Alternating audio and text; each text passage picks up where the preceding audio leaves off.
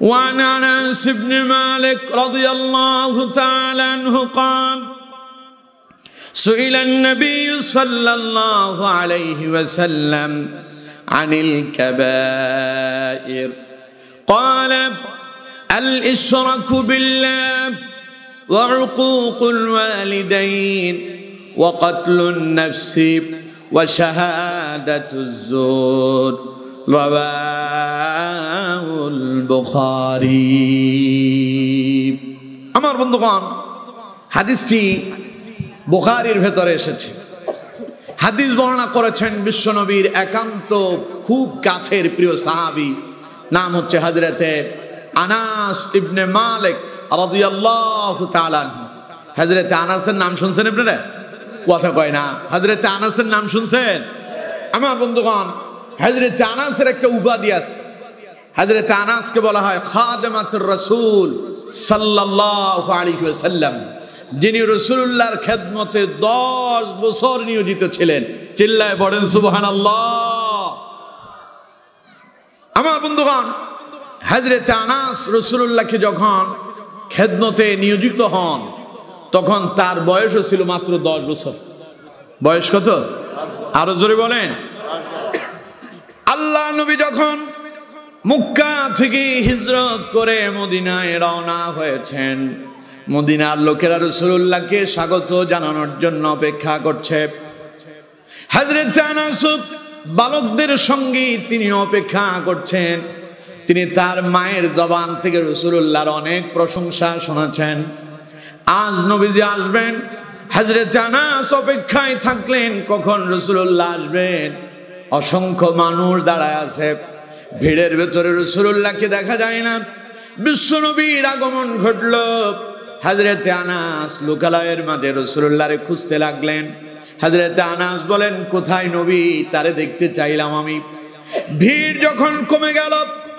আস্তে আস্তে সামনে এগিয়ে গেলাম আমি রাসূলুল্লাহকে দেখে মনে হলো এটা যেন একটা আকাশের 14 তারিখের পূর্ণিমার চাঁদ হযরত আনাস বললেন নবী করিম সাল্লাল্লাহু আলাইহি ওয়াসাল্লামের দর্শন পেয়ে গেলাম রাসূলুল্লাহর চেহারা মোবারক দেখে আমি সাহাবীতে নিজেকে ধন্য করে নিলাম কিছুদিন যাওয়ার পরে হযরত আনাস বললেন আমার মা আমাকে রাসূলুল্লাহর কাছে নিয়ে এলেন সব লোকেরাই মদিনায় আসার পরে যে যা পেরেছে রাসূলুল্লাহকে উপহার দিয়েছেন হযরত আনাস বললেন আমার মা আমাকে রাসূলুল্লাহর কাছে নিয়ে গিয়ে বললেন হুজুর আমি ঈমান কবুল করার পরে স্বামী বিরক্ত হয়ে আমাকে ছেড়ে অন্যত্র চলে গিয়েছেন বলে আমার কাছে দেওয়ার মতো আপনাকে কিছুই নাই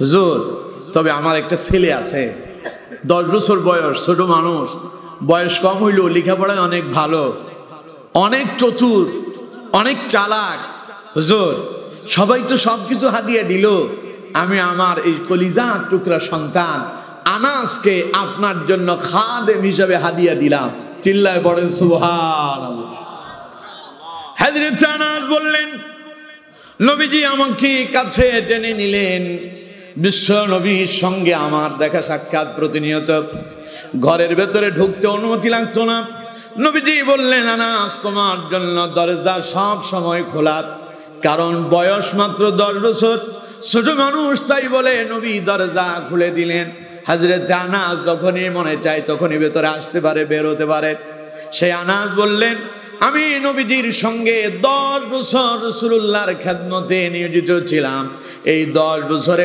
কোনোদিন রাসূলুল্লাহ আমাকে ধমক দিয়া কথা বলেন নাই হযরত আনাস বললেন আল্লাহর কসম করে বলছি বিশ্বনবী মুহাম্মদ সাল্লাল্লাহু আলাইহি সাল্লাম কোনোদিন আমাকে এই কথা বলেন নাই আনাস এই কাজ করলা কেন কিংবা এটা করো নাই কেন নবীজি কোনোদিন আমার ধমক দেন নাই বরং ঘরের লোকেরা যদি আমাকে ধমক দিত কটু কথা বলতো নবীজি বলতেন তাকে ধমক দিও না তাকে মন্দ কথা বলো না ছোট মানুষ যা হওয়ার তা তো হয়ে গেল চিল্লায় পড়েন আল্লাহু আকবার এই গুণ ছিল আমার নবী আর সেই নবীর খাদেম হযরত আনাস ইবনে মালিক রাদিয়াল্লাহু তাআলা হযরত আনাস বলছেন নবী আমারে এত ভালোবাসতেন, একজন রাসূলুল্লাহ আমারে এক কাজে পাঠালেন।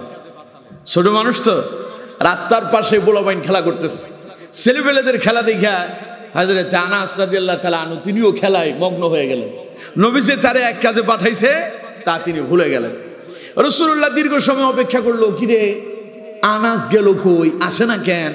আনাস রে তো আমি একটা কাজে পাঠালাম, আনাস কই? আমার বন্ধুগণ, হযরত আনাস বললেন আমি তো খেলায় মগ্ন। কিছুক্ষণ পরে খেলার ভেতরে আকস্মিক কেউ একজন এসে আমার ঘাড় চেপে ধরছে। পেছনে তাকায় দেখি বিশ্ব নবী মুহাম্মাদুর রাসূলুল্লাহ সাল্লাল্লাহু আলাইহি সাল্লাম, তিনি আমার পেছনে দাঁড়ায় আছে। নবীজি মুস্কি হাসি দিয়া বললেন, আনাস তোমার যে একটা কাজে পাঠাইছিলাম সেখানে কি গিয়েছো নাকি? হযরত আনাস বললেন আমি বড় শর্মিন্দা হয়ে গেলাম, লজ্জা পেয়ে গেলাম। আমি তো ভুলেই গেলাম নবীজি আমাকে এক কাজে পাঠালেন, আমি তো ভুলে গেলাম। নবী আমারে বললেন, আনাস তোমারে তো খেলার জন্য পাঠাই নাই, তুমি এখানে কেন? তোমাকে যেই কাজে পাঠালাম সেখানে না গিয়ে এখানে কি করো? হযরত আনাস বললেন নবী আমার এই কথা বললেন না। নবী বললেন, আনাস তোমার যে একটা কাজে পাঠাইছিলাম সেখানে কি গিয়েছো নাকি? হযরত আনাস বলেন আমি লজ্জিত হয়ে গেলাম, শর্মিন্দা হয়ে গেলাম। রাসূলুল্লাহর সামনে থেকে এক দৌড়ে যেই কাজে রাসূল আমারে পাঠালেন সেখানে দৌড়াতে লাগলাম। চিল্লায় পড়েন সুবহানাল্লাহ। নবী আনাসের কোনোদিন ধমক দেন নাই, খাদেম হওয়ার পরেও। আর আমাদের দিকে তাকা, স্বামী স্ত্রী মাঝে মধ্যে গরম নরম কথা হয় না, কথা কয় না, হয় না? দুইজনের ভেতরে তো ঝগড়া হয়, হয় কি হয় না? কিন্তু রাসূলুল্লাহর স্ত্রীদের দিকে তাকান, কোনোদিন রাসূলের সঙ্গে তার স্ত্রীদের ঝগড়া হইছে এমন কোনো ইতিহাসই নাই। সুবহানাল্লাহ বললেন না? রাসূলকে একদিন স্ত্রীরা জিজ্ঞাসা করলেন, হুজুর আপনার কাছে সবচাইতে আপনার প্রিয় স্ত্রী কে? পড়লনি ভেজালে। এখন নবী যদি বলে আয়েশা সবচাইতে প্রিয়, বাকিদের মন খারাপ হবে। নবী যদি বলেন খাদিজা প্রিয়, তাইলে অন্যদের মন খারাপ হবে। নবী বললেন ঠিক আছে, এটা তোমরা আগামীকাল জানতে পারবা। নবী করিম সাল্লাল্লাহু আলাইহি সাল্লাম সব স্ত্রীদের ঘরে গেলেন, প্রত্যেকের হাতে হাতে দুটো করে খোরমা দিলেন, খেজুর। কি দিলেন? দুটো দুটো করে খেজুর দিলেন। পরের দিন সবাই যখন এক জায়গায় একত্রিত হলো, নবীজিকে এবার জিজ্ঞাসা করতেছে স্ত্রীরা। বললেন, ইয়া রাসূলুল্লাহ আপনারা গতকাল বলছিলেন আগামীকাল বলবেন, আপনার সবচাইতে প্রিয় স্ত্রীকে? রাসূলুল্লাহ বললেন, গতকাল যাকে আমি 2টা খেজুর দিয়েছি সে আমার প্রিয়। সব স্ত্রীকে রাসূলুল্লাহ খেজুর কয়টা দিলেন? সুবহানাল্লাহ কইলেন না? সব স্ত্রীরাই খুশি যে রাসূল আমাকে ভালোবাসেন, এই ছিলেন আমার নবী। সুবহানাল্লাহ। হযরত আনাস বলছেন, وعن أنس بن مالك رضي الله تعالى عنه قال سئل النبي صلى الله عليه وسلم عن الكبائر। হযরত আনাস বলেন রাসূলুল্লাহকে প্রশ্ন করা হলো, ইয়া রাসূলুল্লাহ সাল্লাল্লাহু আলাইহি সাল্লাম কবিরা গুনাহ কি? কি গুনাহ? কথা কয় না, কোন গুনাহ? কবিরা মানে বুঝেন তো? কাবীর মানে বড়, কাবীর মানে কি? বড়। সাহাবায়ে কেরাম প্রশ্ন করলেন, আনিল কাবাইর, ইয়া রাসূলুল্লাহ বড় গুনাহ কি? আমার বন্ধুগণ, বিশ্বনবী তখন 4টা বড় গুনাহের কথা বললেন। 1 নাম্বার বললেন ক্বালা ইশরাকু বিল্লাহ। সবচাইতে বড় গুনার ভেতরে বড় শ্রেষ্ঠ গুনাহ যেটা, সেটা হলো আল্লাহর সঙ্গে কাউকে শিরিক করা। 2 নাম্বার নবীজি বললেন ওয়ারকুকুল ওয়ালিদাইন, পিতামাতার নাফরমানি করা। 3 নাম্বার রাসূলুল্লাহ বললেন ওয়াকাতলুন নাফসি, অন্যায়ভাবে মানুষকে হত্যা করা। 4 নাম্বার রাসূলুল্লাহ বললেন ওয়া শাহাদাতুজ জুর, মিথ্যা সাক্ষ্য দেয়া। কয়টা হলো? আরো জোরে বলেন কয়টা? তাইলে আমার বন্ধুগণ বড় গুনাহ এখানে রাসূলুল্লাহ কয়টা বললেন? 1 নাম্বার শিরিক করা, 2 নাম্বার মা বাবার নাফরমানি করা, 3 নাম্বার অন্যায়ভাবে মানুষ হত্যা করা, 4 নাম্বার মিথ্যা সাক্ষ্য দেয়া। এই 4টা কাজ আমাদের দেশে আছে না নাই? আরো জোরে বলতে হবে, আছে না নাই? আমার বন্ধুগণ, তার আগে একটু আপনাদেরকে বলি কবিরা গুনাহ কাকে বলে। আগে বললাম কাবীর মানে বড়। কাবির মানে কি? বড়। এই গুনাহ হলো সেই গুনাহ যেই গুনাহ তাওবা ছাড়া মাফ হয় না। এই গুনার জন্য আপনাকে অবশ্যই তাওবা করতে হবে, অনুশোচনা করতে হবে, তাহলে এই গুনাহগুলো থেকে পরিত্রাণ পাওয়া যাবে, অন্যথায় এই গুনাহ থেকে মাফ পাওয়া যাবে না। আবার আরেকটা গুনাহ আছে, গুনাহ হলো দুই প্রকার, একটা কবিরা আর একটা হলো সগীরা। কবিরা গুনাহ হলো বড় গুনাহ আর সগীরা হলো ছোট। কবির মানে বড়, সগীর মানে ছোট। ছোট গুনাহ কি? ছোট গুনাহ হলো যে সমস্ত কাজ আল্লাহ নিষিদ্ধ করেছেন তবে এর জন্য নির্দিষ্ট কোনো আযাব ঘোষণা হয় নাই অথবা নির্দিষ্ট কোনো শাস্তি ঘোষণা নাই, এগুলোকে গুনাহ সগীরা বলে। সগীরা গুনার জন্য তাওবা করা লাগে না। সগীরা গুনাহগুলো সাধারণত আপনার ভালো ভালো আমলের সাথে এগুলোর পরিবর্তন হয়ে যায়। সুবহানাল্লাহ। কোরআনুল কারীমে সূরা হুদের 114 নম্বর আয়াতে আল্লাহ পাক বলছেন, ইন্নাল হাসানাতি ইউযহিবনাস সাইয়্যাত। আল্লাহ রাব্বুল আলামিন বলেন, নিশ্চয়ই তোমাদের ভালো কর্মের কারণে মন্দ কর্মগুলোকে আমি আল্লাহ মিটায়া দেয়, মুছে দেয়। সুবহানাল্লাহ। আমার বন্ধুগণ, মুসলিম শরীফের এক বর্ণনা এসেছে, কেউ যদি ফজর পড়ে, ফজরের পরে আবার যোহরও পড়ল, রাসূলুল্লাহ বলেছেন এই দুই ওয়াক্তের মাঝখানে যত সগীরা গুনাহ তার হয়েছে, দুই ওয়াক্তের নামাজ আদায় করার পরে মাঝখানের সব সগীরা গুনাহ আল্লাহ মাফ করে দিয়েছেন। এইভাবে যোহর থেকে আসর, আসর থেকে মাগরিব, মাগরিব থেকে এশা, এশা থেকে ফজর, এই মাঝখানের গ্যাপগুলোতে নামাজ আদায় করলেন, আপনার দ্বারা যদি কোনো ছোট গুনাহ হয় আল্লাহ পাক ওই ভালো আমলের কারণে ছোটগুলোরে মাফ করে দেন। সুবহানাল্লাহ। আল্লাহ নবী বলছেন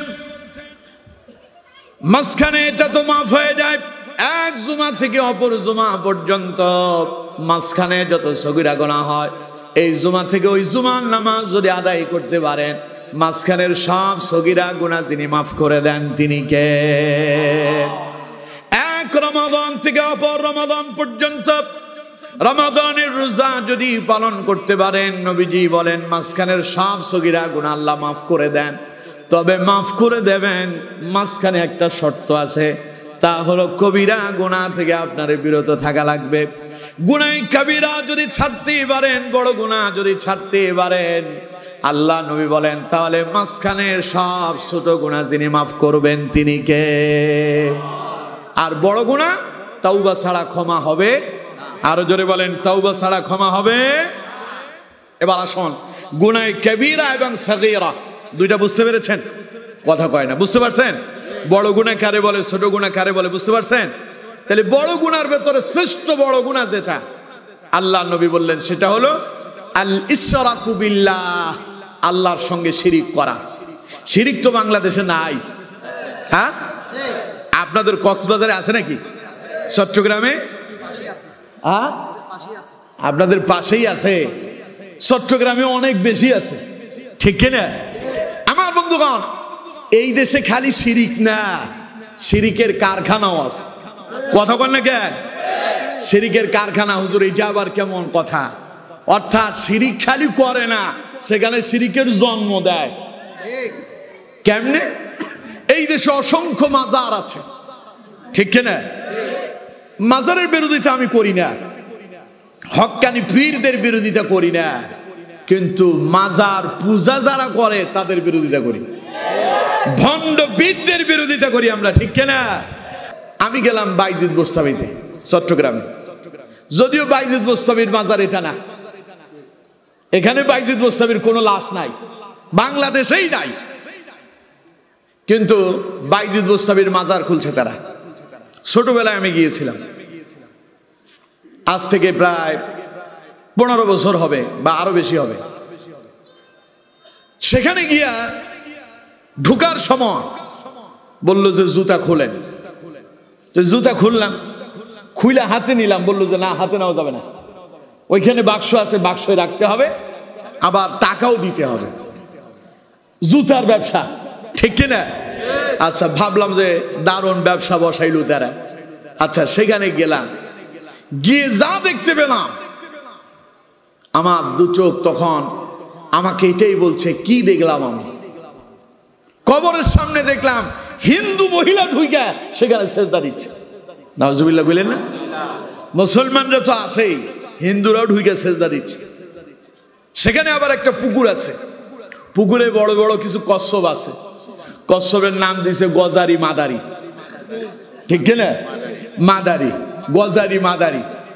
এগুলোর মাথার উপরে মহিলারা হাত বুলায়, পানি দিয়ে মাথায় দেয়, কেউ খাচ্ছে। আবার ওইটারে বিস্কুট খাওয়ায়, পাউরুটি খাওয়ায়। ওরা আবার খুব চালাক হইছে, ওরা এখন বিস্কুট আর পাউরুটি খায় না, এখন গরুর কলিজা খায়, আর মাংস না কলিজা খায়, ঠিক কিনা? এখন নিয়ত করে খাওয়ায়, যারটা খায় সেই মনে করতেছে তার কাম হয়েছে। জিজ্ঞাসা করলাম, যার সঙ্গে আমি গেলাম, তিনি আবার একটু মাজারের প্রতি তার ভালো একটা আকর্ষণ আছে। জিজ্ঞাসা করলাম এটা কি? কয় যে এটা গজারি মাদারি। তাই বললাম গজারি মাদারি ঠিক আছে, লোকজনের মাথার উপরে পানি দিয়ে ওই পানি গায়ে দেয়, মুখে দেয়, খায়, ওইটা দিয়ে মুখ ধুচ্ছে, এর কারণ কি? কয় যে মনের বাসনা পূর্ণ হবে। আমি বললাম যে আস্তাগফিরুল্লাহ, বললেন কি আপনি? আমি বললাম যে এই কচ্ছপগুলো এলো কোত্থেকে? কয় যে এগুলো আসলে কচ্ছপ না, কয় এগুলো ছিল জিন। বাইজিদ বোস্তামি এখানে আসছিল, জিনেরা তারে ডিস্টার্ব করছিল, বিদায় উনি অভিশাপ দিয়েছে, সব কচ্ছপ হয়ে গেছে। তা বললাম যে তুই কচ্ছপ হইলো তার অভিশাপে, তাইলে তো তারা লানাতুল্লাহর ভেতরে পড়ে আছে। তার মানে এখন তো তাদের না একটা সাহায্য সহযোগিতার দরকার, উসিলা খোঁজার দরকার, কিভাবে আবার কচ্ছপ থেকে ফিরা আগের জায়গায় যাবে। লোকজন কেন তাদের কাছে যায়? কয় যে খবরদার, এই কথা এখন বলছেন আর আওয়াজ দিয়ে বলবেন না, আশেপাশে তারা আছে, শুনলে আপনার ক্ষতি হবে। কিছুক্ষণ পরে দেখি পাশে আরো কিছু কবর ছোট ছোট। জিজ্ঞাসা করলাম এগুলো কার? আমি ভাবলাম ছোট বাচ্চা মনে হয় মারা গেছে। কয় না, এগুলো এই যে গজারি মাদারির কবর। নাউজুবিল্লাহ বললেন না? আচ্ছা কোন তো দেখি, আপনার ভাগ্যের পরিবর্তন যিনি করতে পারেন তিনি কে? আরো চিল্লায় বলেন কে? আপনি যে আল্লাহর কাছে না চাই ওই কচ্ছপের কাছে চাচ্ছেন, ঈমান আছে? শিরক হয় নাই? কথা কন না কেন, শিরক হয় নাই? আল্লাহ রাব্বুল আলামিন বলছেন লা তুশরিক বিল্লাহ ইন্নাশ শিরকা লাযুলমুন আযীম। আল্লাহ পাক বলছেন আমার বান্দা খবরদার আমার সঙ্গে শিরিক করো না, কারণ শিরিকের চাইতে মহা জুলুম এই পৃথিবীতে আর একটাও নাই। বলেন নাউজুবিল্লাহ। শিরিক করবে যারা জাহান্নামে যাবে তারা, শিরিক করবে যারা জান্নাত হারাম করে দিবেন তাদের জন্য যিনি তিনি কে? কোরআনুল কারীম থেকে শুনুন, আল্লাহ রাব্বুল আলামিন বলছেন ইন্নাহু মাইয়ুশরিক বিল্লাহি ফাকাদ হারামাল্লাহুল জান্নাতা ওয়া মাআওয়াহুন নার ওয়া মা লিয-যালিমিনা মিন আনসার। আল্লাহ পাক বলছেন ইন্নাহু মাইয়ুশরিক বিল্লাহ, নিশ্চয় যারা আল্লাহর সঙ্গে শিরিক করে, ফাকাদ হারামাল্লাহু আলাইহিল জান্নাহ, আল্লাহ তাদের জন্য জান্নাত হারাম করে দিয়েছে। নাউজুবিল্লাহ বলেন না? তাহলে এবার চিন্তা করেন, আপনি আল্লাহর কাছে না চাইয়া যে পীরের দরবারে গিয়ে চাইলেন, শিরিক হয় নাই? কথা কন না কেন, শিরিক হয় নাই? এখন এই শিরিক করার পরে নামাজ পড়লেও কাম হবে না, শিরিক কইরা রোজা করলেও কাম হবে না, শিরিক করার পরে হজ করলেও কাজ হবে না, কারণ শিরিক করে যারা জান্নাত হারাম হয়ে যায় তাদের জন্য। এই কথা আমার না আল্লাহ। আরো জোরে বলতে হবে, এটা আমার কথা না আল্লাহর কথা। আল্লাহ বলছেন ওয়া মাওয়াহুন নার, তাদের জন্য জাহান্নাম ওয়াজিব হয়ে যায়। ওয়া মা লিয-যালিমিনা মিন আনসার, এই জালেমদের জন্য আল্লাহ বলছে কোনো সাহায্যকারী থাকবে না। সুতরাং শিরিক করব আমরা? জোরে বলেন করব? আমার বন্ধুগণ, আপনি একদিন নামাজ পড়েন নাই, তাওবা করেছেন, আল্লাহর কাছে ক্ষমা চেয়েছেন, আল্লাহ বলেন ক্ষমা করে দেব। সিনেমা দেখছেন, ভুল করছেন, আল্লাহর কাছে ক্ষমা চেয়ে নেন, আল্লাহ বলেন বান্দা আমি ক্ষমা করে দেব। তুমি রোজা রাখো নাই, আমার কাছে ক্ষমা চাও, আমি ক্ষমা করব। হালাল হারাম মেনে জীবন যাপন করো নাই, আমার কাছে ক্ষমা চাও, আমি ক্ষমা করব। কিন্তু আল্লাহ রাব্বুল আলামিন বলছেন ইন্নাল্লাহা لا يغفر أن يشرك به ويغفر ما دون ذلك لمن يشاء আল্লাহ রাব্বুল আলামিন বলেন নিশ্চয় নিঃসন্দেহে শিরক করে যারা ক্ষমা পাবে না তারা এই ছাড়া যত গুনাহ আছে আমি আল্লাহ চাইলে বান্দারে ক্ষমা করে দিতে পারি সুতরাং আপনার ছেলে হয় না মেয়ে হয় না পরিবার ভালোভাবে চলে না অনেক দিন হয়ে গেল আপনি পাসপোর্ট রেডি করছেন কিন্তু পাসপোর্টে ভিসা লাগে না দীর্ঘদিন হয়ে গেল পড়ালেখা শেষ করলেন চাকরির জন্য খুঁজতেছেন চাকরি পান না আমার বন্ধুগণ অনেক দিন হয়ে গেল ব্যবসা করতেছেন উন্নতি হয় না এই দেশের লোকেরা ব্যবসায় যদি উন্নতি না হয় চাকরি যদি না পায় পাসপোর্টে যদি ব্যবসা না লাগে ভিসা যদি না লাগে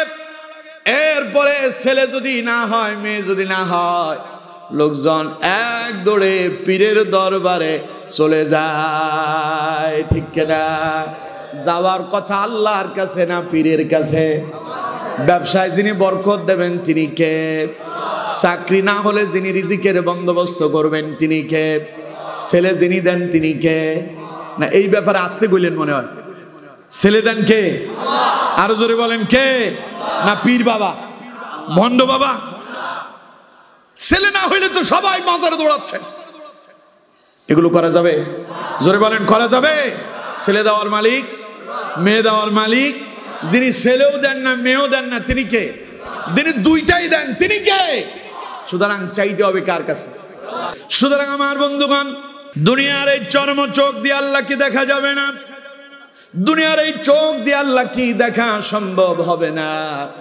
কিন্তু আমার বন্ধুগণ যদি একটা আমল করে যেতে পারেন কিয়ামতের দিন যিনি সাক্ষাৎ করবেন তিনি কে আল্লাহ রাব্বুল আলামিন বলছেন ফামান কানা ইয়ারজু লিকা রাব্বিহি ফালইআমাল আমালান সালিহান ওয়ালা يشرك بعبادة ربه أحدا পড়েন আল্লাহু আকবার আল্লাহ পাক বলছেন ফামান কানা ইয়ারজু লিকা রাব্বিহ নবী লোকদেরকে বলেন তারা যদি আল্লাহর সাক্ষাৎ পেতে চায় আল্লাহকে যদি দেখতে চায় فليعمل عملا صالحا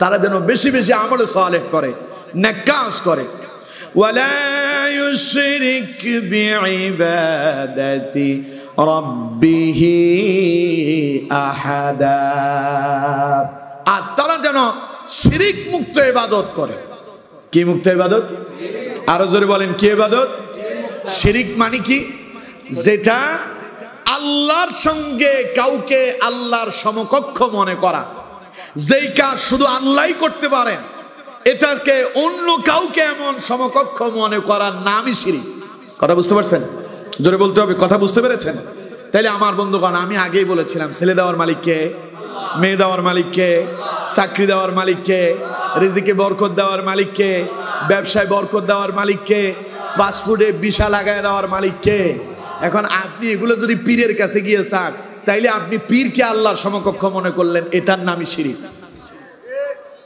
সেজদা পাওয়ার একচ্ছত্র মালিক কে আরো জোরে বলতে হবে কে এখন আল্লাহর সেজদা যদি আপনি বান্দারে দেন তার মানে আপনি বান্দাকে আল্লাহর সমকক্ষ মনে করলেন এর নামই শিরক কথা কি বুঝাইতে পারলাম তাইলে আমার বন্ধুগণ আমরা কি শিরক করব সবাই বলতে হবে শিরক করব শিরক মুক্ত ইবাদত কারা কারা করব দেখি দুই হাত তুলে আল্লাহরে দেখা লিল্লাহি তাকবীর নারে তাকবীর নারে তাকবীর হাত নামান আল্লাহ আমাদের হাতগুলো কবুল করুন পড়ুন আমিন আল্লাহ আমাদেরকে শিরক মুক্ত ইবাদত করার তৌফিক দেন পড়েন আমিন শিরক মুক্ত ইবাদত করলে কি হবে আল্লাহর সাক্ষাৎ পাওয়া যাবে এবার হাদিস থেকে শুনুন আল্লাহ নবী বলছেন মান মাতা ইউশরিক বিল্লাহি শাইআন দাখালান নার যে ব্যক্তি শিরক করে মৃত্যুবরণ করলো সেই যাবে জাহান্নামে ওয়া মান মাতা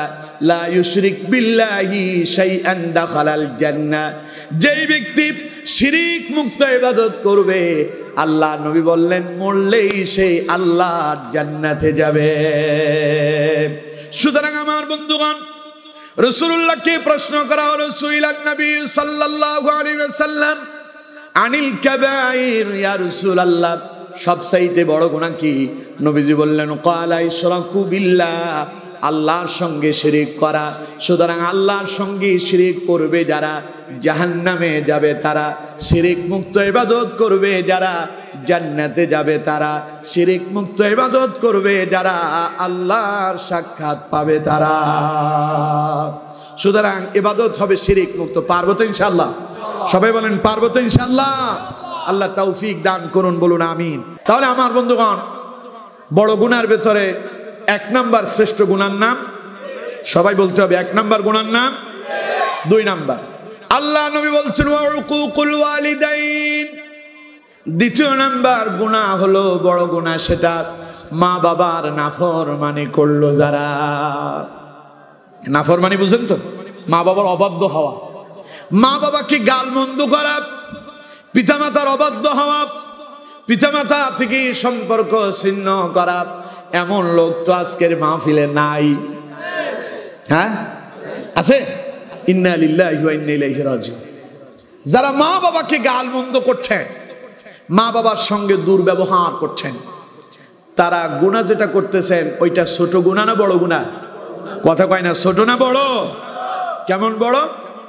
রাসূলুল্লাহ বলেছেন এটা তওবা করা ছাড়া ক্ষমা মিলবে।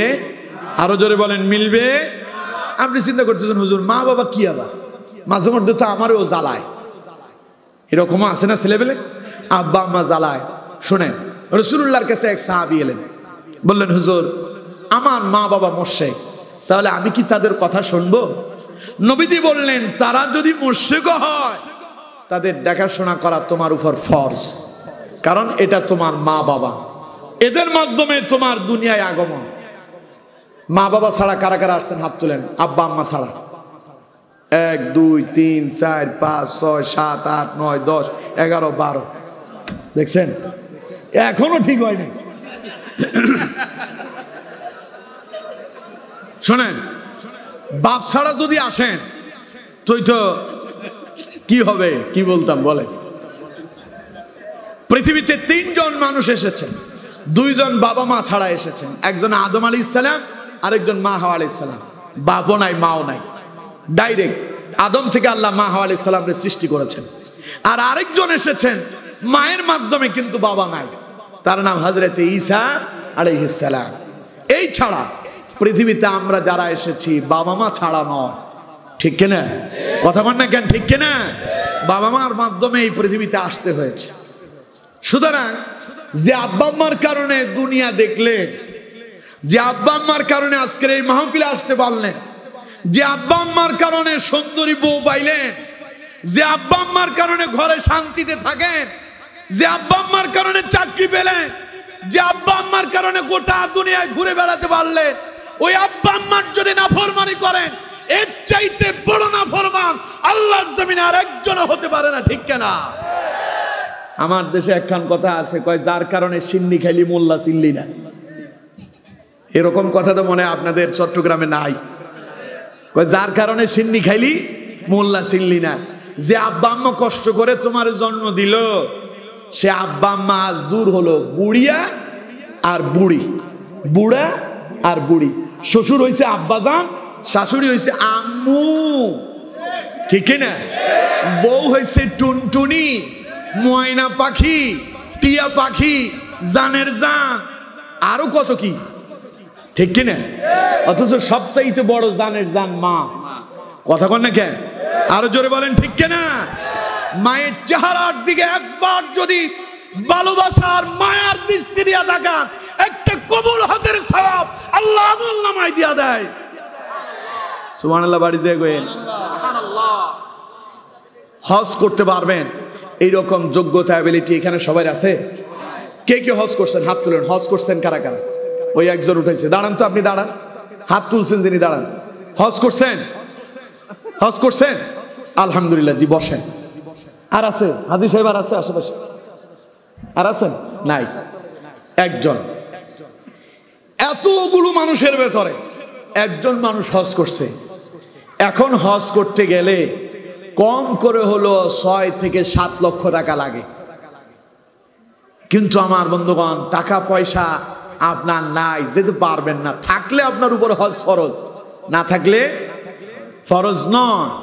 কিন্তু আমার বন্ধুগণ, সেই ফরজ হজ কবুল হইতেও পারে, নাও হইতে পারে, গ্যারান্টি নাই। কিন্তু রাসূলুল্লাহ বলেছেন, কেউ যদি মায়ের চেহারার দিকে ভালোবাসার দৃষ্টি দিয়ে একবার তাকায়, একটা কবুল হজের সওয়াব আল্লাহ তার আমলনামায় দিয়ে দেয়।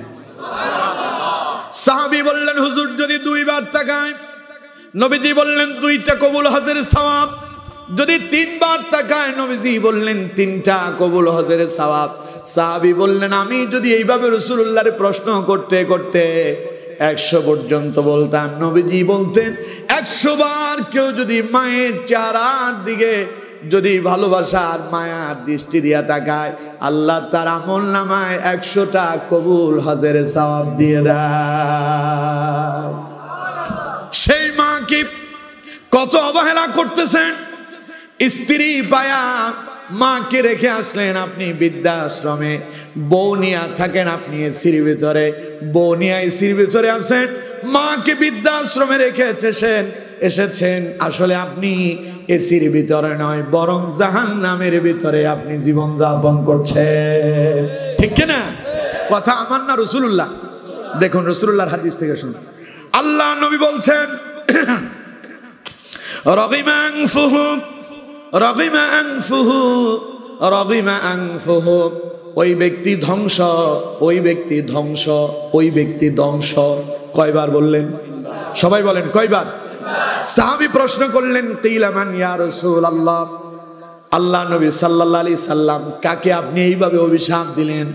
নবীজি বললেন, ক্বালা মান আদরাকা ওয়ালিদাইহি ইনদাকাল কিবারা আহাদুহুমা আও কিলাহুমা সুম্মা লাম ইয়াদখুলিল জান্নাহ। নবীজি বললেন, ওই ব্যক্তিকে আমি লানত করেছি যেই ব্যক্তি তার বৃদ্ধ পিতামাতা 2 জন অথবা 2 জনের কোনো একজনকে জীবিত অবস্থায় পেল, অথচ জান্নাত সে নিজের জন্য অর্জন করতে পারে নাই। আমি নবী বলেছি সেই ব্যক্তি ধ্বংস হয়ে যাক। বলেন নাউযুবিল্লাহ। তাইলে আপনি যেখানে ঘুমাচ্ছেন, যদিও সেটা আপনার কাছে এসি, আসলে সেটা জাহান্নাম। সেটা কি? আরো জোরে বলেন, সেটা কি? জান্নাত খুঁজো কই? কোথায় জান্নাত খুঁজছেন? নবী বলছে, জান্নাত তো তোমার ঘরের ভেতরে আছে। সুবহানাল্লাহ বলেন না? আল্লাহ নবী বলছেন, আল জান্নাতু তাহতা আকদামিল উম্মাহ, পুরুষের পায়ের নিচে সব জুতা স্যান্ডেল, আর মায়ের পায়ের নিচে আল্লাহর জান্নাত। সুবহানাল্লাহ কইলেন না? এর জন্য মায়ের দাম কম না বেশি? আরো জোরে বলতে হবে, কম না বেশি? ওই যে আমার আগের বক্তা জিয়াদি সাহেব আলোচনা শুরুতে একবার বলেছিলেন একটা হাদিস। সাহাবী প্রশ্ন করলেন, ইয়া রাসূলুল্লাহ সাল্লাল্লাহু আলাইহি সাল্লাম, যে আমার কাছ থেকে মান আহাক্কু বিহুসনি সাহাবাতিন, ইয়া রাসূলুল্লাহ সবচেয়ে আমার কাছ থেকে বেশি হক পাওয়ার অধিকার কার? নবী বললেন, ক্বালা উম্মুকা, তোমার মা। সাহাবী বললেন, সুম্মা ক্বালা সুম্মা মান ইয়া রাসূলুল্লাহ, হুজুর এরপরে কে? নবী বললেন, ক্বালা উম্মুকা, এরপরেও তোমার মা। সাহাবী আবার বললেন, ক্বালা সুম্মা মান, হুজুর এরপরে কে? নবী বললেন, ক্বালা উম্মুকা, এরপরেও তোমার মা। কয়বার হলো? সাহাবী আবার প্রশ্ন করলেন, ক্বালা সুম্মা মান, হুজুর এরপরে কে? নবীজি বললেন, ক্বালা আবুকা, এরপরে হলো তোমার পিতা। আব্বার নাম কয় নম্বরে? 3 নম্বরে। কার নাম? 1 2 3, 3 গ্রেডে মা, 4 নম্বরে বাবা। তার মানে মনে হয় বাপের মর্যাদা নাই। ওই একবারের পাওয়ার 3 বারের উপরে। সুবহানাল্লাহ কইলেন না? তিরমিজির হাদিসে এসেছে, নবী বলছেন, আল জান্নাতু তাহতা আকদামিল উম্মাহ, মায়ের পদতলে সন্তানের বেহেশত, কিন্তু ওই জান্নাতের দরজা হলো আব্বা। সুবহানাল্লাহ। তুমি মাস শেষে মাসের প্রথম বেতন পাইয়া মায়ের জন্য শাড়ি নিয়ে আসছে, আর বাপের জন্য মুজা নিয়ে আসছে। মুজা। আব্বা জিগায়, তোর মায়ের জন্য কি আনলি রে? কয় শাড়ি। আমার জন্য কি আনছস? মুজা।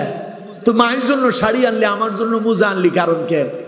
কয় মা ওই যে ডিম বিক্রি করা পয়সা দিয়ে আমার স্কুলে যাওয়ার সময় পয়সা দিছে না। আর কি করছে রে? কয় মা মাঝে মধ্যে ওই যে তুমি যে মারে পয়সা করে দিতা ওইগুলো জমায় জমায় আমারে দিছে না। বাপ কয় তোর মা যে মুরগি আনছে, যে মুরগির ডিম বিক্রি করে তোর পয়সা দিছে, ওই মুরগিটা কার রে? ওই মুরগিটা কেডা কিনে দিছে? কথা কয় না কে? ওই যে বললাম না, যার কারণে সিন্নি খালি মোল্লা চিল্লি না। বাপে যদি মুরগি কিনা না দিত, মুরগির ডিম আসতো? মুরগির ডিম আসার পেছনে বাপের অবদান আছে না নাই? বাপ মুরগি কিনছে বলে ডিম আসছে, মা সেই ডিম বিক্রি করে তোমার পয়সা দিছে, তার মানে বাবারও অবদান আছে, মায়েরও। এই জন্য মা এবং বাবাকে দুইজনকে সমান চোখে দেখতে হবে। আমাদের দেশে মাঝে মধ্যে ছেলেরা ঝগড়া লাগে, কেউ কয় আমি মারে নিলাম, আরেকজনকে আমি বাবারে নিলাম। সত্য ঘটনা বলছি, আজ থেকে 6 বছর আগের ঘটনা। আমার এক মুসল্লি আমারে বলতেছে, হুজুর আমি আমার মায়ের খুব খেদমত করছি, কিন্তু আমার ভাইরে বলছি যে তোরে বাপ দিয়ে দিলাম। আমি বললাম যে কি বললেন আপনি এটা? কয় না, আমি ওরে বলছি যে আব্বারে তুই দেখবি, মারে আমি দেখবি। আমি মায়ের জন্য অনেক করেছি, বাবার জন্য? কয় না হুজুর বাপের জন্য তেমন করি নাই, মা আমার পেটে ধারণ করছে না। তুমি যে তোমার মায়ের পেটে আসছো, কেমনে আসছো জানো? তুমি তো ছিলে পিতার পিঠে। সুবহানাল্লাহ বলেন না? প্রত্যেক পুরুষের পিঠে পিঠে সন্তান আছে। সুবহানাল্লাহ কোন কথা আমার না আল্লাহ? আরো জোরে বলেন। আল্লাহ রাব্বুল আলামিন বলছেন, ফালয়াযুরিল ইনসানু মিম্মা খুলিকা মিম্মা দাফিক। আল্লাহ বলছেন মানুষ কি দেখে না, নিজের দিকে লক্ষ্য করে না কেমনে আমি তারে বানালাম? আল্লাহ পাক বলছেন খুলিকা মিম্মা দাফিক, তুমি তো তোমার পিতার পিঠের ভেতরে ছিলে, সেখান থেকে সব এগে নির্গিত বাহির হয়ে এসেছে। দৌড়াতে দৌড়াতে একটু নাপাক পানি এসেছিল, ওই নাপাক পানি তুমি ছিলে, তোমার পিতা থেকে এসে মায়ের গর্ভে এসেছো। সুবহানাল্লাহ। তাহলে তোমার বাপ না থাকলে তো মাই তোমার জন্ম দিতে পারতো না। সুতরাং বাপের পিঠে আছে সন্তান। সুবহানাল্লাহ কোন? সেখান থেকে এটা যায় মায়ের পেটে। এর জন্য মায়ের ভালোবাসা বেশি, বাপের একটু কম। পিঠের প্রতি মানুষের দয়া কম, ঠিক কিনা? আপনি আপনার পিঠ দেখেন, কথা কয় না, দেখেন পিঠে আপনি ঠিক মতো সাবানও মাখতে পারেন না, পিঠ ভালোভাবে ঘষতে পারেন না। মাসে 6 মাসে 2 মাসে 1 মাসে একবার কোন রকম সাবান দিয়া পেছনে একটা নেট জাল দিয়া ডলা দেয়, আর প্রতিদিন কিন্তু হাত পা সামনের দিক ইচ্ছা মতো সাবান মাখে, ঠিক কিনা? তার মানে পিঠের তেমন যত্ন নেয় না। এই জন্য বাবারা সন্তানের প্রতি একটু কম মায়া হয়, মায়ের দরদ একটু বেশি হয়, কারণ মা সন্তান পেটে নেয়। সুবহানাল্লাহ কইলেন না আমার বন্ধুগণ? এই জন্য আল্লাহ পাক কোরআনুল কারীমে বলছেন, وَوَصَّيْنَا الْإِنسَانَ بِوَالِدَيْهِ إِحْسَانًا حَمَلَتْهُ أُمُّهُ وَهْنًا عَلَى وَهْنٍ وَفِصَالُهُ فِي عَامَيْنِ أَنِ اشْكُرْ لِي وَلِوَالِدَيْكَ। আল্লাহ পাক বলছেন, আমার বান্দারে তোমরা তোমাদের মা বাবা উভয়ের কৃতজ্ঞতা প্রকাশ করো, আর পাশাপাশি আমারও কৃতজ্ঞতা প্রকাশ করো, কারণ মা তোমাকে অত্যন্ত কষ্ট করে গর্ভে ধারণ করেছেন, আর মায়ের পেটে যিনি তোমারে নিরাপদে রেখেছেন তিনি কে? তুমি যখন তোমার মায়ের গর্ভে, মা তোমারে পেটে নিয়ে ঘুরতেছে, কিন্তু তোমার মায়ের যখন শরীর খারাপ হলো, ওই 10 মাস ডাক্তার যিনি দেখালেন তিনি তোমার বাবা, ঠিক কিনা? বাবার অবদান আছে না নাই? আরো জোরে বলেন, আছে না নাই? তুমি যখন দুনিয়ায় এসেছো, মা তোমার বেহুশ হয়ে পড়ে আছে, এমন সময় তোমার আব্বা দুনিয়া আসছো খুশি হইয়া বাজারে গিয়া 10 কেজি 20 কেজি 1 মণ মিষ্টি এনে মানুষের মাঝে বিতরণ করেছিল।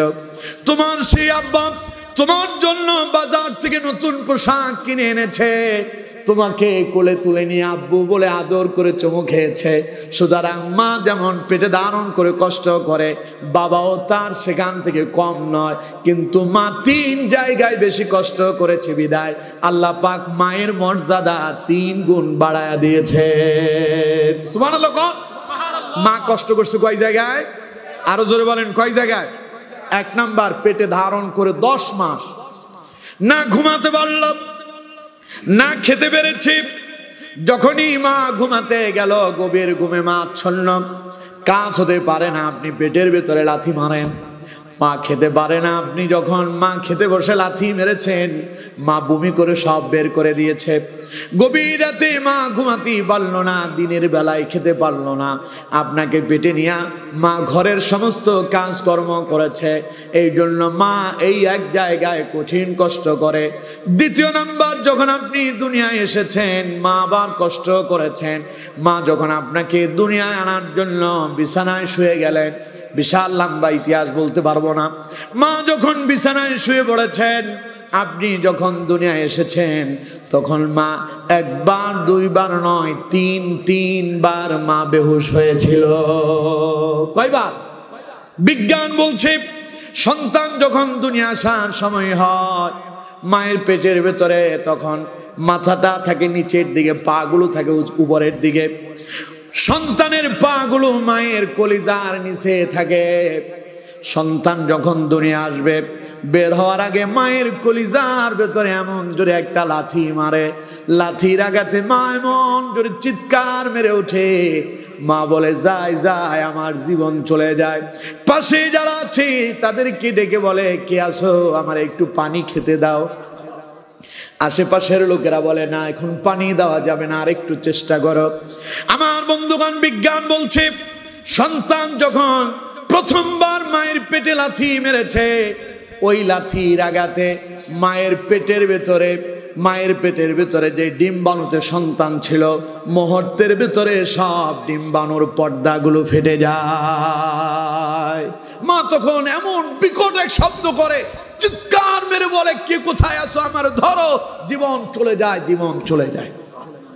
এমন মুহূর্তে সন্তান আবার 2 বার লাথি মারে।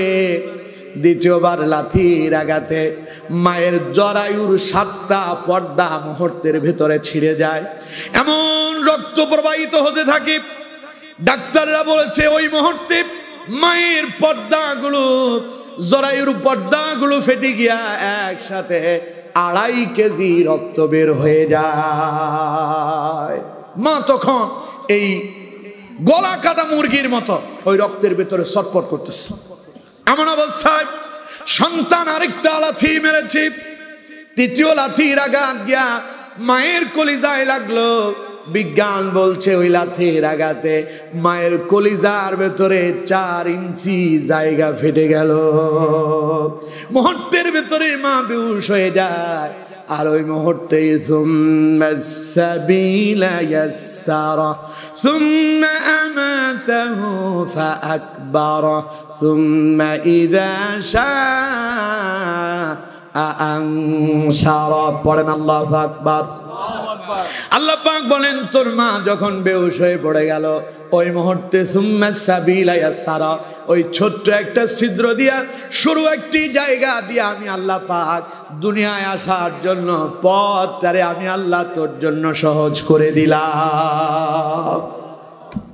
আপনি দুনিয়ায় এলেন, মা এত কষ্ট পেয়েছেন, শরীরের একসাথে 19টা হাড় ভেঙে গেলে যেই কষ্ট হয়, সন্তান জন্ম দিতে গিয়া মা ওই কষ্ট অনুভব করেছেন। আমার বন্ধুগণ, কোন তো দেখি এই জায়গায় কষ্টটা বাবা বেশি করলো না মা করলো? আরো জোরে বলেন। বাবা অপেক্ষায় আছে কখন সন্তান ওয়া করে চিৎকার করবে, বাইরে অপেক্ষা করে সন্তানের মুখ কখন দেখবে। আর এইদিকে মা গলা কাটা মুরগির মতো ছটফট করতে করতে জীবন বেরিয়ে যায়। মা তখন বেহুশ হয়ে আছে। আমি আপনি দুনিয়া এলাম, দুনিয়া আসার পরে 2.5 মিনিট পরে সন্তান ওয়া করে কান্না করে। বিজ্ঞান বলছে সন্তান ওয়া করে কান্না করলে এই কান্নার আওয়াজ মায়ের কানে পৌঁছায় যায়। সুবহানাল্লাহ। 2.5 মিনিট পরে মায়ের হোশ ফিরে আসে। আল্লাহু আকবার। বিজ্ঞান বলছে আমরা অবাক হয়ে গেলাম। 2.5 মিনিট পর্যন্ত মা বেহুশ হয়ে পড়ে আছে। সন্তান ওয়া করে কান্না করার কারণে মায়ের হোশ এলো। এর কারণ কি? আমরা এটা পরীক্ষা করলাম। আমরা মায়ের কলিজার সঙ্গে ইথারটা ধরলাম আর মাইক্রোস্কোপ যন্ত্রটাকে সেখানে ফিট করলাম। ইথার দিয়ে আমরা পরীক্ষা করলাম কিভাবে এই ঘটনাটা ঘটলো। বিজ্ঞান বলছে আমরা আশ্চর্য হয়েছি, অবাক হয়েছি। আমরা দেখতে পেলাম সন্তান যখন ওয়া করে কান্না করে, ওই কান্নার আওয়াজ 70 মাইল গতিতে মায়ের কানের ভেতরে ঢুকে, ভেতরে গিয়ে ওই যে মায়ের কলিজা ফেটে গিয়েছিল 4 ইঞ্চি জায়গা অটোমেটিক সার্জারি হয়ে যায়। সুবহানাল্লাহ। কোন সার্জারি বুঝেন? অটোমেটিক সেলাই হয়ে গেছে, অপারেশন হয়ে গেছে। সুবহানাল্লাহ বলেন না? সঙ্গে সঙ্গে মাও হোশে ফিরে আসে। মা হোশে ফিরে আইসা জিজ্ঞাসা করে আমার সন্তান কই, আমার কোলে দাও। সুবহানাল্লাহ। কোন ওই মুহূর্তে অসুস্থ মা ইচ্ছে করলে বলতে পারতো আমারে আগে ডাক্তার দেখাও, সন্তান জাহান্নামে যান। এই কথা বলে নাই। 10টা মাস কষ্ট করে, এরপরে 10 মাসের কষ্ট এক মুহূর্তে করে আপনাকে আমাকে জন্ম দিয়েছে। দুনিয়া আসার পরে 2 বছর পর্যন্ত মা দুধ পান করালেন। কয়টা কষ্ট হলো? সবাই বলেন কয়টা? এই জন্য রাসূল মায়ের কথা 3 বার বলেছেন। সুবহানাল্লাহ। কোন আমার বন্ধুগণ, সেই বৃদ্ধ মা বাবা ঘরে আছে না নাই? আরো জোরে বলতে হবে, আছে না নাই? ওই মাই আপনার জান্নাত, ওই বাবাই আপনার জান্নাত। রাসূলুল্লাহ বলেছেন রিদার রাব্বি ফি রিদাল ওয়ালিদাইন ওয়া সাখাতার রাব্বি ফি সাখাতিল ওয়ালিদাইন। যার উপরে তার পিতামাতা খুশি, তার উপরে আল্লাহও খুশি। যার উপরে পিতামাতা অসন্তুষ্ট, তার উপরে আল্লাহও অসন্তুষ্ট। এখন মা বাবারে খুশি করার দরকার আছে? জোরে বলেন আছে? আব্বা আম্মারে খুশি করতে অনেক পয়সা কড়ি লাগবে না।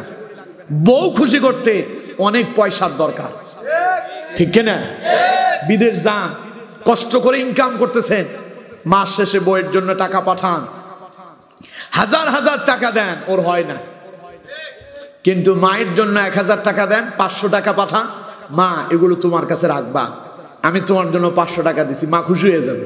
মা বলবে আব্বু তোর কাছে টাকা আছে কেন? আমার তো টাকা লাগবে না, আমি কি বাজারে টাজারে যাই, আমার টাকা লাগবে না। কিন্তু বউরে আপনি 50,000 দেন, ও বলবে আরো লাগবে, ঠিক কিনা? আরো আশ্চর্য হবেন। বিদেশ থেকে ছেলে আসতেছে, ছেলে আসার আগে সবাইকে ফোন দিয়ে জিজ্ঞেস করে কার জন্য কি লাগবে। প্রথমে কল করলো স্ত্রীকে, আমি তো আগামী মাসে আসবো, তোমার জন্য কি আনবো? বউ বলতেছে আসার সময় আমার জন্য 1 জোড়া কানের দুল, একটা নাকের বুট, একটা নেকলেস, 1 জোড়া হাতের বালা নিয়ে আসবা। সব ঠিক, ঠিক আছে, অসুবিধা নাই। ভাইকে জিজ্ঞাসা করলো তোমার জন্য কি আনতাম? ভাই কো আমার জন্য একটা আইফোন 16 প্রো ম্যাক্স 16 একটা নিয়ে আসবা, আপডেট ফোন, ওইটা নিয়ে আসলো। ওইটা ঠিক আছে ভাই, ঠিক আছে, এটা আনবো নি। মেয়ের জিজ্ঞাসা করছে তোমার জন্য কি আনতাম? মেয়ে বললো এই আনবা সেই আনবা। আত্মীয় স্বজন সবাই কারো এটা চাই, কারো ওটা চাই। মারে ফোন দিল, মা আগামী মাসের 1 তারিখ আমার ফ্লাইট, দেশে আসতেছি, তোমার জন্য কি আনবো? মা বলতেছে আব্বু কিছু আনতে হবে না, তোর চেহারাটা একবার দেখতে চাই। আব্বু তুই সুস্থ অবস্থায় দেশে ফিরে আয়, আমি তো তোর জন্য বসে আছি, তোর চেহারাটা দেখার জন্য অপেক্ষায় আছি, আমি আর কিচ্ছু চাই না, আমি তোকে চাই, আমার আব্বু তুই আমার কাছে ফিরে আয়। এর নাম মা। এর নাম কি? আরো জোরে বলেন।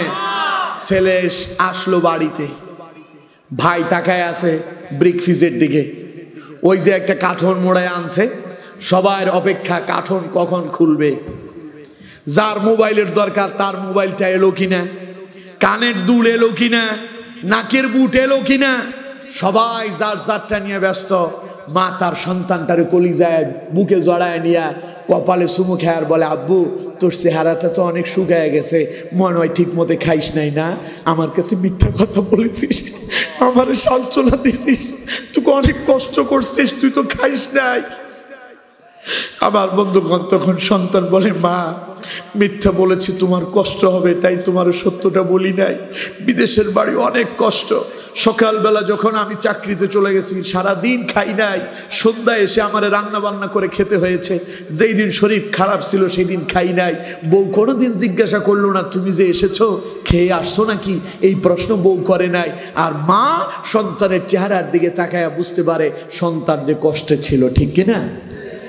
আমার বন্ধুগণ, সবাই যখন ওই ব্রিকফিজের দিকে তাকায় আছে, কার্টনের দিকে তাকায় আছে কখন খুলবে, মা তখন সেই দিকে যায় না। ছেলে সবারগুলো সবাইকে বুঝায় দিল। শেষে মায়ের জন্য একখান শাড়ি নিয়ে এলো। শাড়ি দেখে মা বলতেছে, বাবারে কেন শাড়ি কিনতে গেলি? তুই কত কষ্ট করেছিস, আরো 3 মাস ধরে বাড়িতে থাকতে হবে, কেন টাকাটা অপচয় করলি, নষ্ট করলি কেন? আমার কি শাড়ি কম আছে নাকি? ওই শাড়ি খুলে দিয়ে তো আমার চলে। এর নাম মা। এর নাম কি? জোরে বলেন, এর নাম কি? বইয়ের জন্য স্বর্ণ গয়না বউ কিছু আনছেন, আনার পরে জিজ্ঞাসা করবে কত বড়ি ওজন হয়েছে, কত টাকা দিয়ে কিনছো, ঠিক কিনা? মা বলে যে বাবা শাড়ি নিয়ে আসছিস, তুই আরো 6 মাস যে ছুটিতে থাকবি, টাকা পয়সা লাগবে না, কেন খরচ করলি? আমার বন্ধুগণ, বউরে খুশি করার জন্য বাজার থেকে বেদানা কিনে নিয়ে যান, আপেল, মালটা, কমলা, আঙ্গুর কিনে নিয়ে যান। এরপরেও বউরে খুশি করতে পারেন না, মায়ের জন্য 10 টাকার পান কিনে নিয়ে যান, মা খুশি হয়ে যাবে, ঠিক কিনা? মায়ের খুশি করার জন্য বেশি জিনিস লাগে না, অল্পতেই মা খুশি। আর 1000 দিলেও বউরে খুশি করতে পারবেন না। এর জন্য আমার বন্ধুগণ, কোরআনুল কারীমে আল্লাহ রাব্বুল আলামিন আল্লাহর পরেই মা বাবা স্থান দিয়ে দিয়েছেন। আল্লাহ পাক বলছেন, ওয়া কাদা রাব্বুকা আল্লা তা'বুদু ইল্লা ইয়্যাহু ওয়া বিল ওয়ালিদাইনি ইহসানা ইম্মা يبلغن عندك الكبر أحدهما أو كلاهما فلا تقل لهما أف ولا تنهرهما وقل لهما قولا كريما. পড়েন আল্লাহু আকবার। আল্লাহ পাক বলছেন, ওয়া কাদা রাব্বুকা আল্লা তা'বুদু ইল্লা ইয়্যাহ।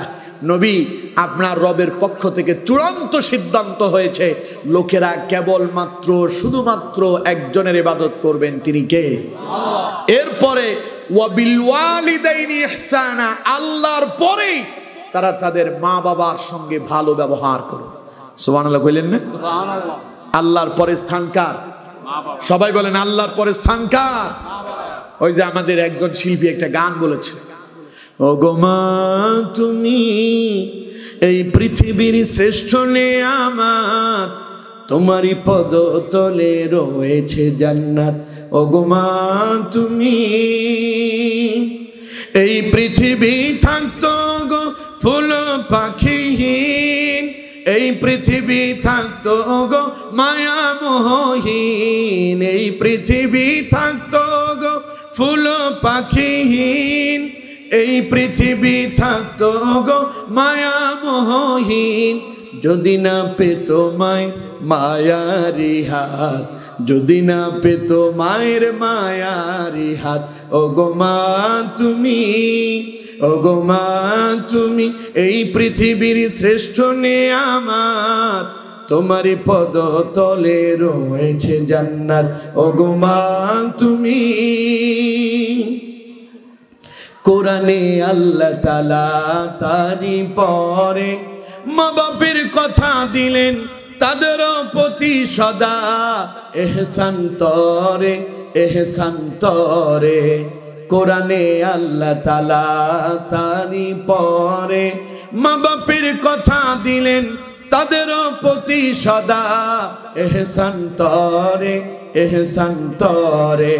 তাদেরই খুশিতে যে আল্লাহর সন্তোষ, তাদেরই রাগে তেরা হয় যে অসন্তোষ, ঠিক না?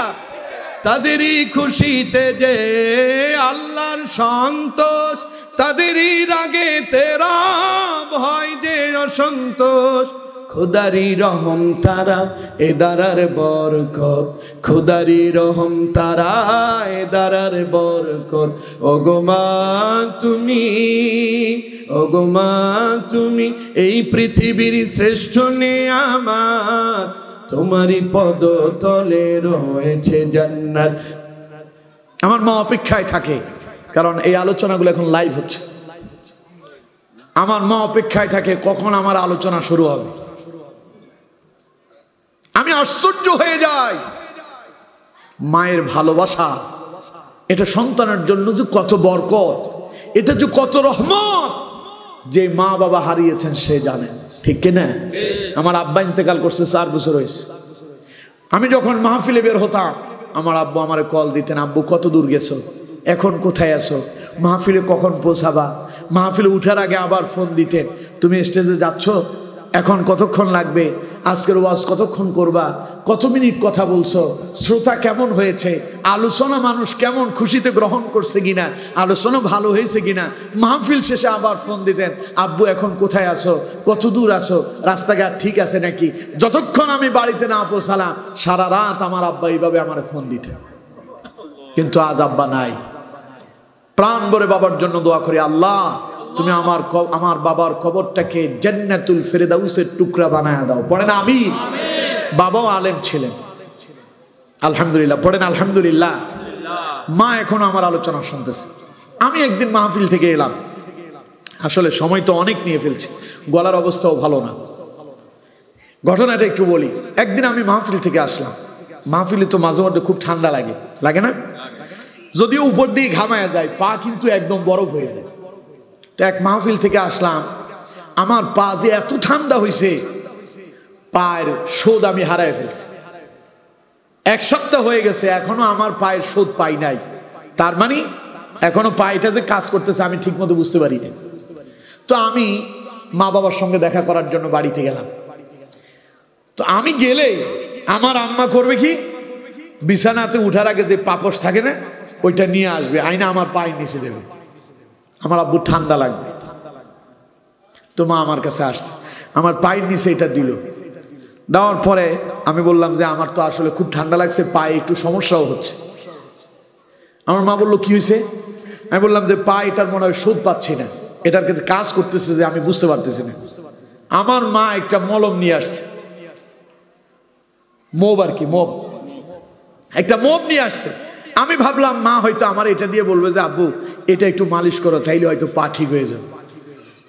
আমার মা মোবটা নিয়ে হাতের ভিতরে নিয়ে আমার পায়ের কাছে বসে গেছে মোব লাগানোর জন্য।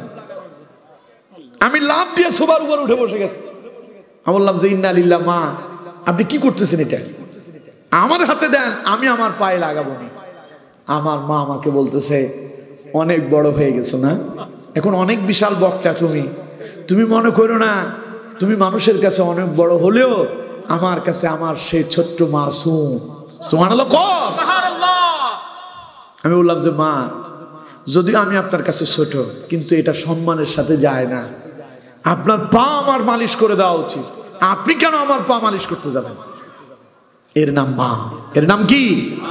সুতরাং আমার বন্ধুগণ, বউ আপনার আছে, বউয়ের সেবা যত্ন করতে হবে, বউয়ের যা যা প্রয়োজন সব আপনাকে দিতে হবে, কিন্তু মায়েরটাও ঠিক রাখতে হবে, ঠিক কিনা?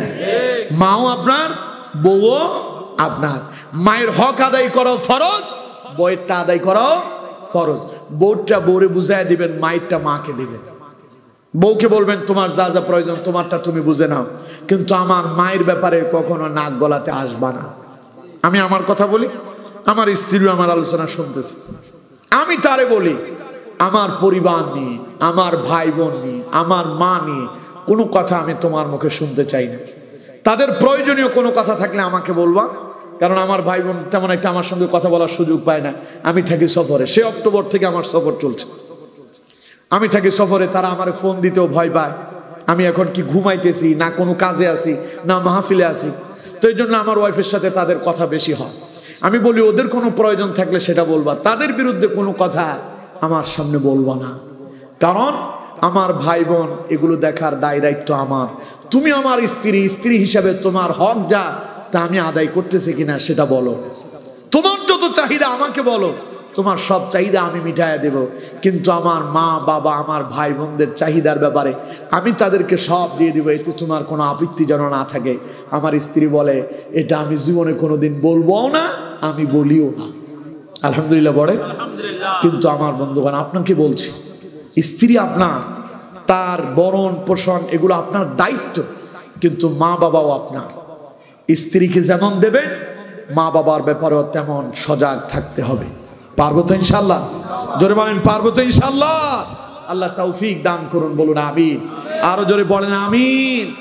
আমার বন্ধুগণ, আল্লাহ রাব্বুল আলামিন বলছেন, وَقَضَى رَبُّكَ أَلَّا تَعْبُدُوا إِلَّا إِيَّاهُ وَبِالْوَالِدَيْنِ إِحْسَانًا।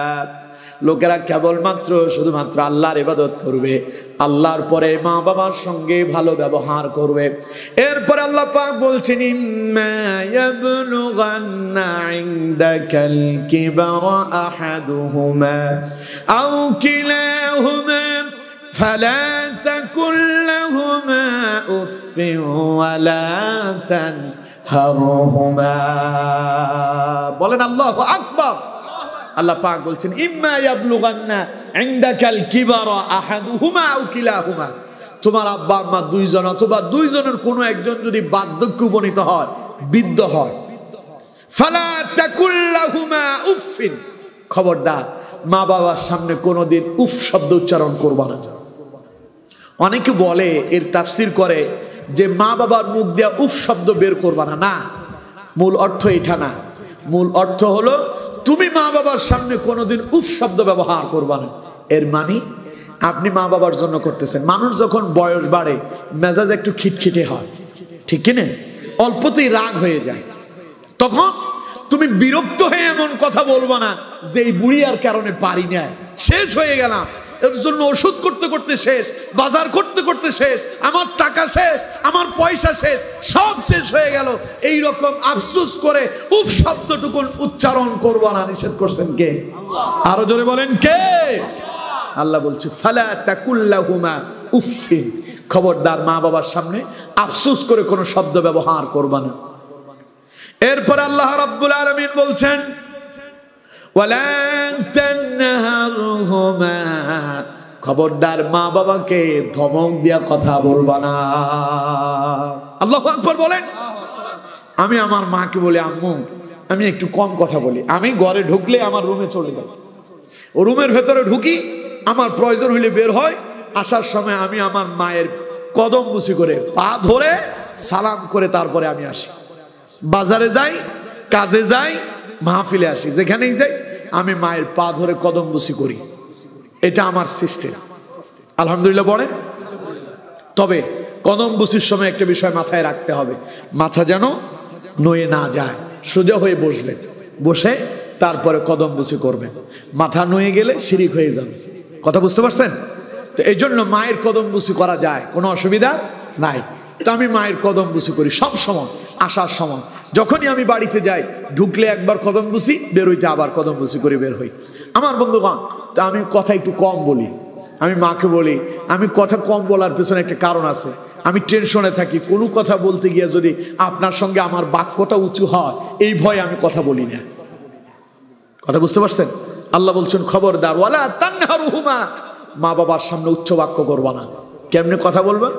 ওয়াকুল লাহুমা কওলান কারীমা, অত্যন্ত বিনয়ের সাথে, নম্রতার সাথে, ভদ্রতার সঙ্গে মা বাবার সাথে কথা বলো। আদেশ কার? আরো জোরে বলেন কার? তাহলে মা বাবার সঙ্গে ধমক দিয়ে কথা বলবো? কেমনে কথা বলবো? বিনয়ের সাথে। ওই যে বৌরে যে বলেন, টুনটুনি, ময়না পাখি, টিয়া পাখি, জানের জান, আরো কত কি। মায়ের সঙ্গে এইভাবে বলতে হবে, আম্মু ভালো আছেন? কি আনবো আপনার জন্য? কি খাবেন আপনি? অর্থাৎ অত্যন্ত বিনয়ের সঙ্গে মায়ের সাথে কথা বলতে হবে। পারবো তো ইনশাল্লাহ? জোরে বলেন পারবো তো ইনশাল্লাহ? আবার অনেকে বলবেন, মনে হয় আমি বলেছি স্ত্রীর টুনটুনি, ময়না পাখি, টিয়া পাখি এগুলো বলা যাবে না।